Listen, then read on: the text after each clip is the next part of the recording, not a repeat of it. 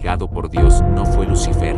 Y si existiera una historia tan terrible, tan perturbadora, que la iglesia decidiera simplemente no predicarla, una historia sobre ángeles que no solo cayeron, sino que corrompieron la creación de una forma que desató el mismísimo apocalipsis sobre la tierra. Esta no es una teoría de conspiración, esta es la historia oculta en los rincones más oscuros de la teología, la historia de los vigilantes, sus hijos gigantes, y el ángel que Dios encerró en la oscuridad total para siempre. Todos conocemos el Génesis, pero hay 4 versículos, en el capítulo 6, que son tan extraños y breves que la mayoría los pasa por alto. Dicen así: aconteció que cuando comenzaron los hombres a multiplicarse sobre la faz de la tierra y les nacieron hijas, viendo los hijos de Dios que las hijas de los hombres eran hermosas, tomaron para sí mujeres escogiendo entre todas, y nacieron de ellos gigantes en la tierra en aquellos días. Estos fueron los valientes que desde la antigüedad fueron varones de renombre. Y eso es todo. La Biblia menciona este evento cataclísmico, la unión entre seres celestiales y mujeres mortales que dio a luz a una raza de gigantes. Y luego sigue adelante. ¿Quiénes eran estos hijos de Dios? ¿Quiénes eran estos gigantes? Los Nepilim. ¿Y por qué su existencia provocó la ira de Dios de una manera tan absoluta que tuvo que limpiar el mundo entero con un diluvio? La Biblia canónica apenas nos da pistas, pero hay un libro, un texto antiguo y prohibido, que lo cuenta todo, un libro que fue considerado sagrado por los primeros cristianos, pero que fue deliberadamente excluido de la Biblia que conocemos hoy. Hablo del libro de Enoc. El libro de Enoc es el capítulo perdido de esta saga. Nos cuenta que no fue un solo ángel, sino un grupo de 200 seres celestiales, conocidos como los vigilantes, quienes observaban a la humanidad desde los cielos. Su líder, un ángel de inmenso poder llamado Semjasa, se obsesionó con la belleza de las hijas de los hombres, pero no estaba solo. Él convenció a sus 200 seguidores de unirse a él en un pacto impío. Descendieron sobre la cima del monte Hermón y juraron unánimemente que no abandonarían su plan, y que lo llevarían a cabo juntos. Este no fue un simple acto de lujuria, fue una traición calculada. Cada uno de estos 200 ángeles tomó una esposa humana y les enseñaron secretos celestiales que la humanidad no estaba preparada para conocer.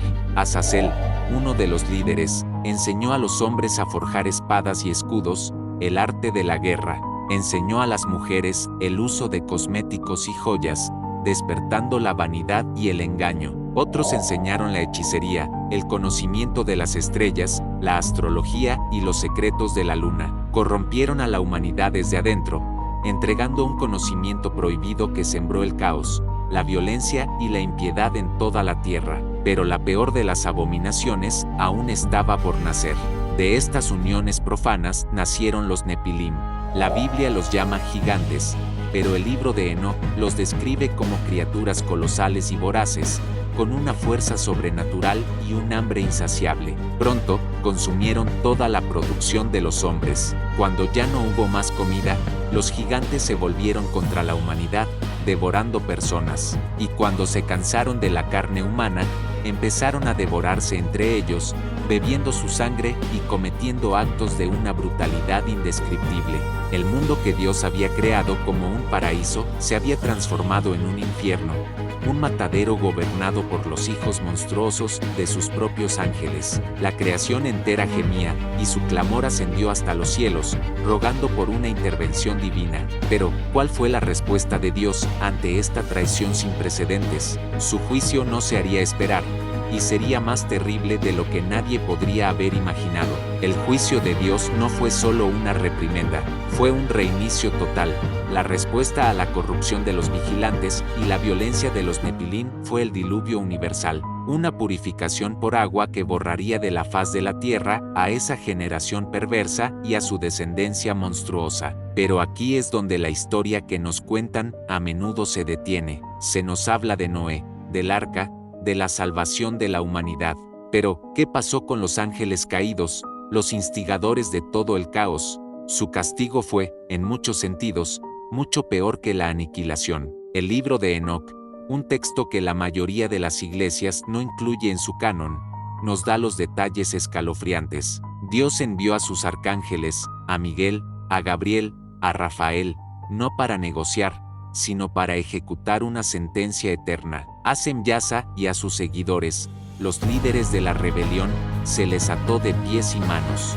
Fueron arrojados a los valles más oscuros y profundos de la tierra, cubiertos por rocas y sumidos en una negrura perpetua, condenados a esperar en cadenas el fuego del juicio final.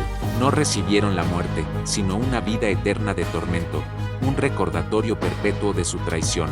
Este es el ángel, o más bien, el grupo de ángeles, que Dios encerró para siempre, una historia de castigo tan severo que rara vez se menciona. Y los gigantes, los Nepilim, sus cuerpos perecieron en las aguas, pero sus espíritus, al ser una mezcla antinatural de lo celestial y lo terrenal, no pudieron hallar descanso, no podían ascender al cielo ni descender al Seol. Según estos textos antiguos, estos espíritus errantes se convirtieron en los demonios que plagarían a la humanidad por el resto de los tiempos, espíritus malignos nacidos de la soberbia y la lujuria, condenados a vagar por la tierra, tentando y atormentando a los hijos de Adán.